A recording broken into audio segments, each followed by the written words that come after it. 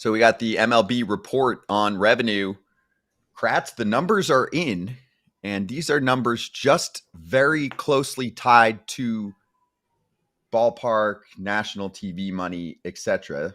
This does not include other companies owned by the teams or mixed-use developments around the stadium, like the Braves Battery or that bar that the Mariners own that I always use as an example, etc. It does not include revenue from the team-owned TV networks either, which do quite well from what I've heard from my friends at some places that work there. And yet the number that we get is $500 million more than the all-time high. $12.1 billion of revenue for Major League Baseball in the 2024 season. If we take some of the other fun treats that I just mentioned that are not included in the number, I bet you it's closer to 14, 15 billion dollars for what baseball brings to the table in terms of revenue. Your thoughts on the sport and the off season, which sometimes makes it feel like it's not doing as well? My thoughts are go revisit one owner's comments. Biblical losses were during this 10 years of up 33%. Breaking even was another quote by the same owner. Like when you think about that kind of stuff, you say, okay, well, that doesn't necessarily put money in their hand today, but it allows them to make the money that they're looking to make. But ultimately, winning teams make money, not spending teams win. It's winning teams make money. So some of them don't care about winning. They care about the bottom line. Good for them. They won in that category, but bad for their overall outlook because their franchise is going to the value is not going to reach the peak that it could. Yeah. Listen, what did we just talk about? Who did we talk about at the top of this show? Who was the guy, Scott, that you just mentioned with the funny hats that he wears all the time? Kamalama Ding Dong Newton. Yep. Okay. What did he say that in 10 years the WNBA is going to surpass MLB? What was the number we just showed for what MLB revenue was in 2024? Just hit me with it again.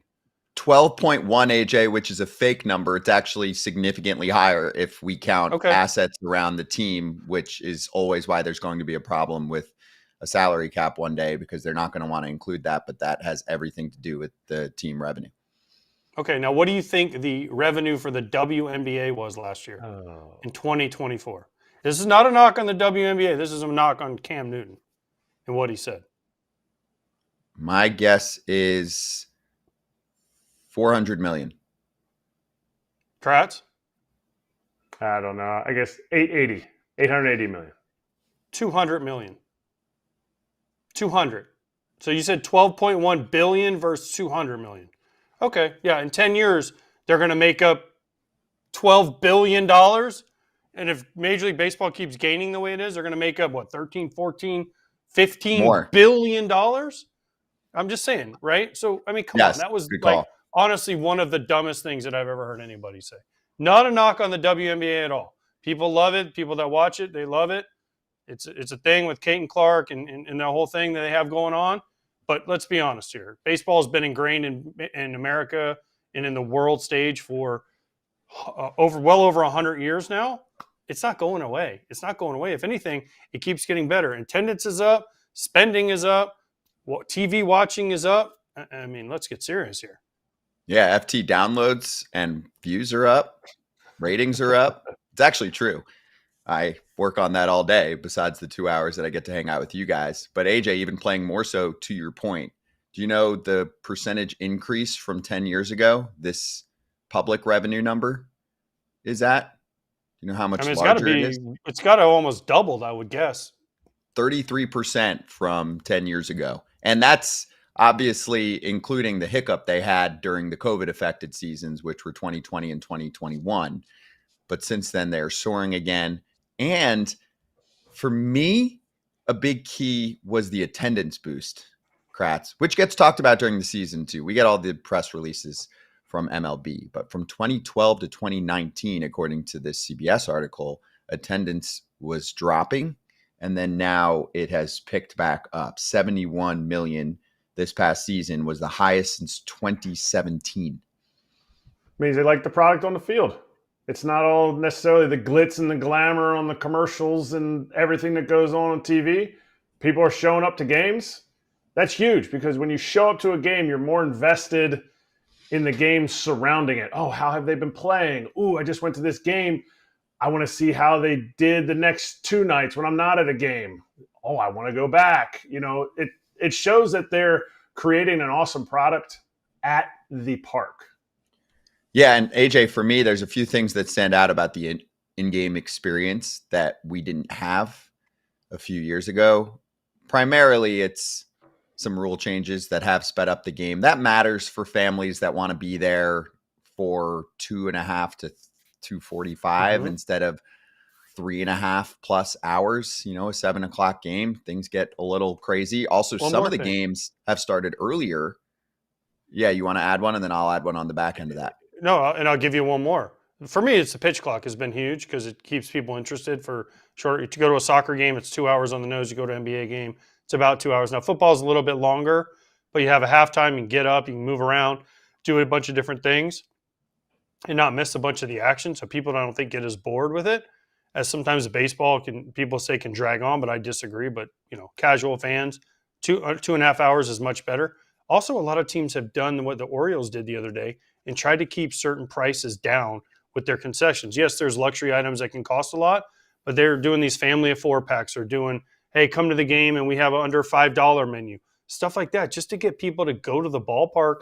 And once people go to the ballpark and they see how many things they have going on, the scoreboards and the mascots and the promotions going on between innings, people usually have a good time and they want to go back, especially children. Boom. There you go. Affordability. That was the one I was going to add on the back end. I'm with you there. So you have some teams getting a little nicer about certain discount value items, whatever they call it, when you're there. And Kratz, I've been paying more attention to ticket prices for other leagues. NFL is so few games, but I looked at NBA and NHL versus MLB. If you want to play it right, at most ballparks, you can take your family or 2 of you, a friend, a partner, whatever, girlfriend, boyfriend, to a game and not pay much. You can go on a secondary ticketing app kind of situation, day of, day before, and find something very affordable. You can do that with the other sports, but you can really do that with most baseball teams. Now, if you're going to pick a Dodgers, Giants, Yankees, Red Sox, or Yankees, Mets kind of situation, you're asking for it.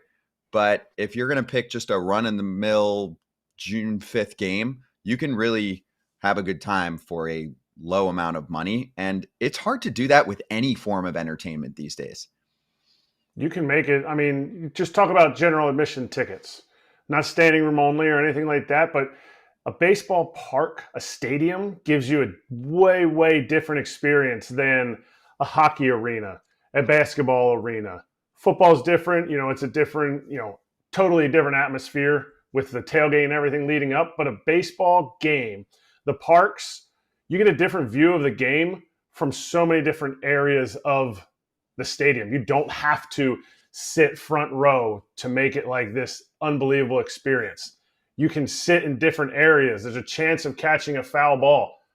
When are you getting that in any other sport? Like, there's just so many things that go into it that you don't have to sit in the elite section. You can sit there and experience the game and be a little bit farther away, be in more affordable seating. And I'll finish with this because this was just pointed out in the chat by Sam. Baseball is something no other sport can touch, and it's volume. 162 games.